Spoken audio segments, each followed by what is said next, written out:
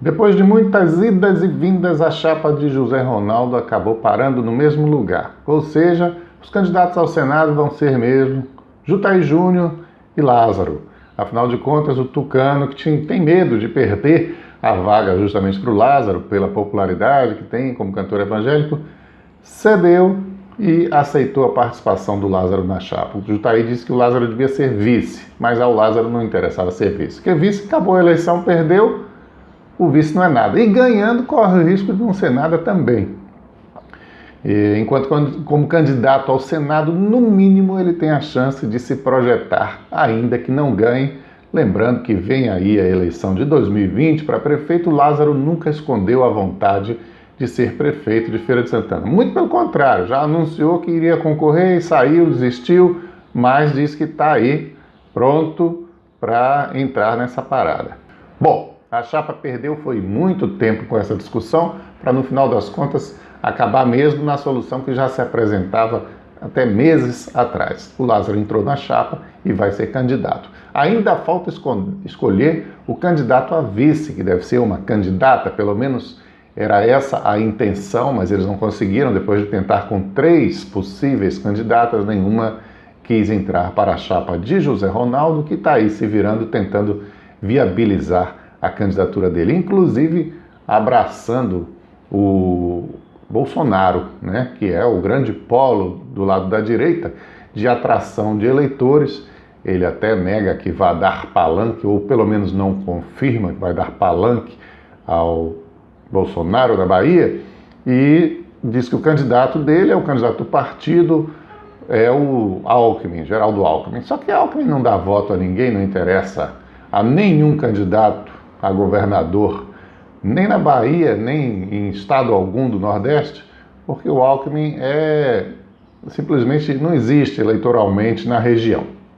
Esse é até um grande problema que ele tem que vencer se quiser ser candidato, aliás, candidato não, eleito presidente do Brasil.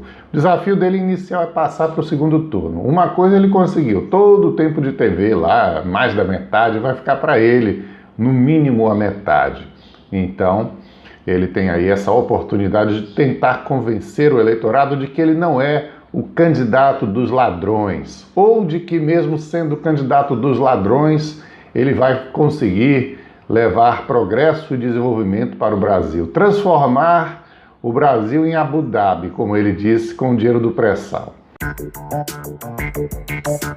E do lado governista na Bahia, o Jacques Wagner teria dito, a informação do jornal O Estado de São Paulo, definitivamente descartado a possibilidade, mandou dar o recado ao Lula de que ele não será candidato pelo partido no lugar do ex-presidente. Ele vai mesmo ser candidato ao Senado na Bahia. Bom, está na hora mesmo de dar um fim a essas especulações. Está chegando aí o prazo até de registro da candidatura, é 15 de agosto, ninguém vai ser registrado no PT antes do Lula, né? Primeiro o partido vai esperar que a Justiça Eleitoral diga Lula não pode ser candidato definitivamente, e aí esse outro escolhido fica até então lá sentado no banco de reserva. É uma posição bastante inconveniente, ainda mais para o Jacques Wagner abrir mão de uma eleição que todo mundo considera garantida para o Senado na Bahia.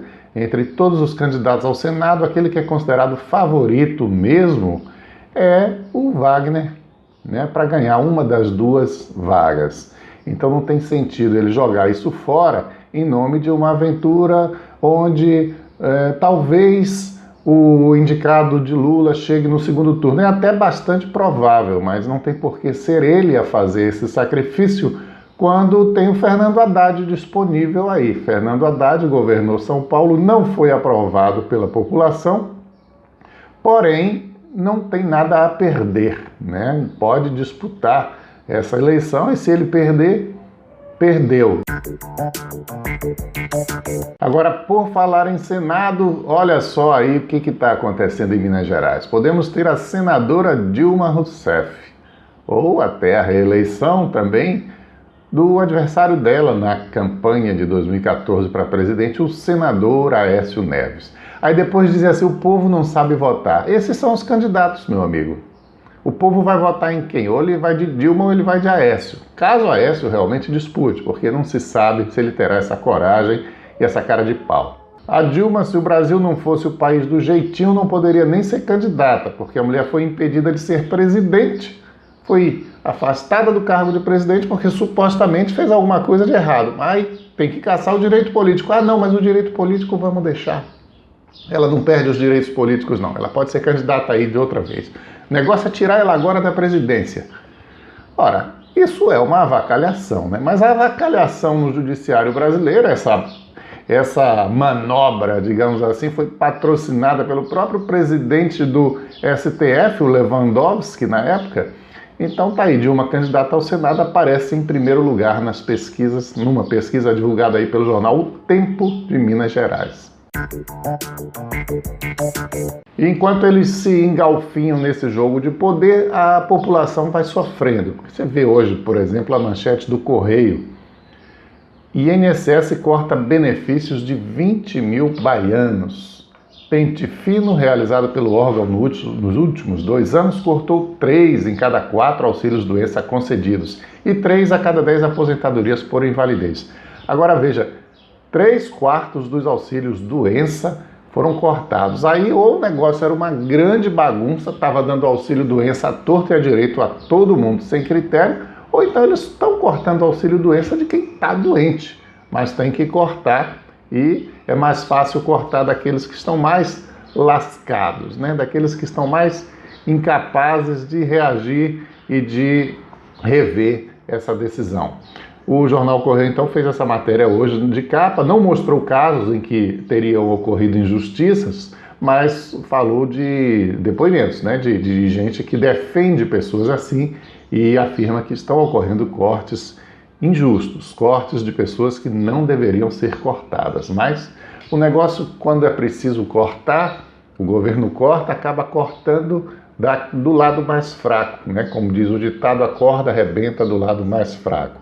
E as mordomias, as vantagens, os inúmeros cargos e órgãos desnecessários da máquina pública, esses aí permanecem e até são aumentados. Isso em governos de direita e de esquerda, porque é assim que os nossos políticos procedem com o dinheiro público, agem como se o dinheiro fosse deles ou do grupo político deles. Infelizmente, essa é a nossa sina e essa é a razão do povo viver na miséria. A gente vive para sustentar o Estado e o Estado não nos devolve aquilo que deveria em matéria de prestação de serviço público.